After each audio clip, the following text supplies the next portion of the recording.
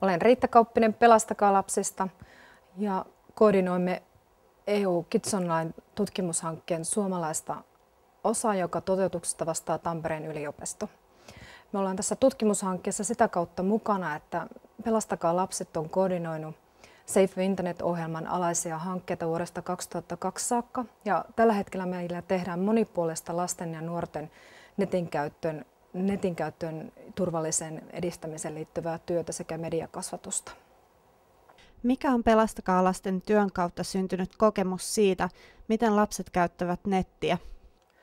Lasten netin käyttö on aika lailla viihdekeskeistä. Siihen liittyy kaverit hyvin läheisesti, pelimaailma ja niin edelleen, mutta sellainen tuntuma on jäänyt, että aika tavalla se käyttö on kuitenkin aika lailla, sanoisinko aika yksipuolistakin ja hyvin todellakin aika paljon viihde- ja vapaa-aikakeskeistä, jolla on tietysti liittymäpinnat siihen lasten tavalliseen arkeen ja ne liittymäpinnat on todella vahvoja. Tuoko tämä tutkimus jotain konkreettisesti uutta esille verrattuna tähän? No ei sinänsä mitään järisyttävää uutta. Toki siellä on yksityiskohtia, jotka hieman yllättää, mutta sinänsä tämä vahvistaa sitä käsitystä, mikä meillä Pelastakaa lapsissa on jo aika kauan ollut. Eli lasten netin käyttö ei välttämättä olekaan niin kauhean kamala asia, mitä erityisesti median välityksellä saattaa joskus saada kuvan. Eli tietyllä tavalla näitä ongelmia on valitettavasti liioiteltu, jolloin sitten niihin asioihin, ydinkysymyksiin ja ongelmien juuriin ei välttämättä olla päästy niin tehokkaasti kuin olisi ehkä ollut tarve. Riskejä lapset kohtaavat varsin harvoin. Miten riskeihin pitäisi suhtautua?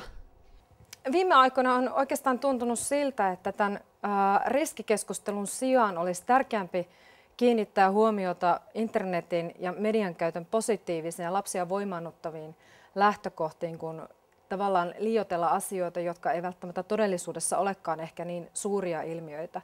Ne vaan tulee näkyviksi netin kautta toisella tavalla.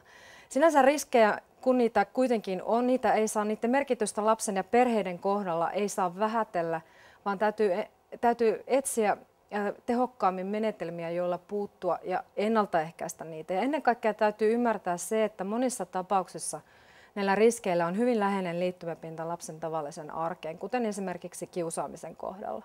Nettikiusaaminen ei ole laisinkaan niin yleinen ilmiö kuin mikä siinä on ehkä tullut kuva netin myötä. Netti on tehnyt näkyväksi sitä toisella tavalla, mutta edelleenkin koulukiusaaminen on erittäin paljon yleisempää kuin mitä sitten nettikiusaamista voisi saada kuvan.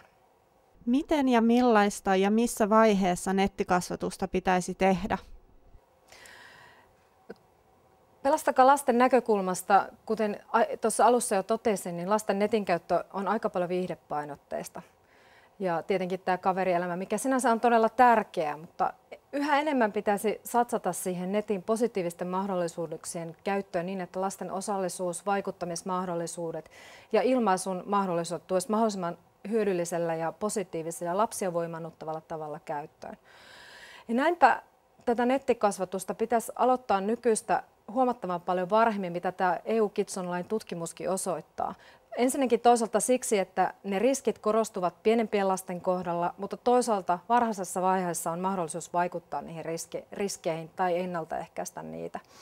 Tällä hetkellä Suomessa on valitettavasti ollut vähän sellainen linjaus, että aika monet tahot, koulut mukaan lukien, on aloittanut niin sanotun nettikasvatuksen hyvin riskipainotteisesti ja toisaalta sitten keskittäneet sitä aika pitkälti yläkouluikäisiin.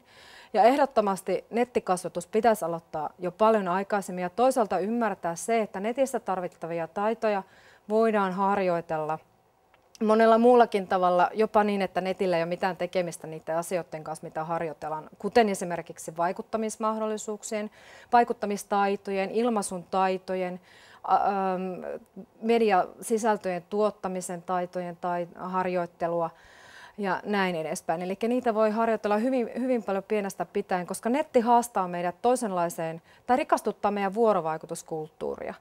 Ja se taas tekee sen, että ehkä se tuo jotain uusia tarpeita taidoille, mitä pitää sitten harjoitella. Ja kyllä ne ehdottomasti myöskin niihin turvallisuustaitoihin liittyen pitää omaksua aika paljon aikaisemmin kuin mitä tällä hetkellä tuntuu, että yleinen käytäntö on.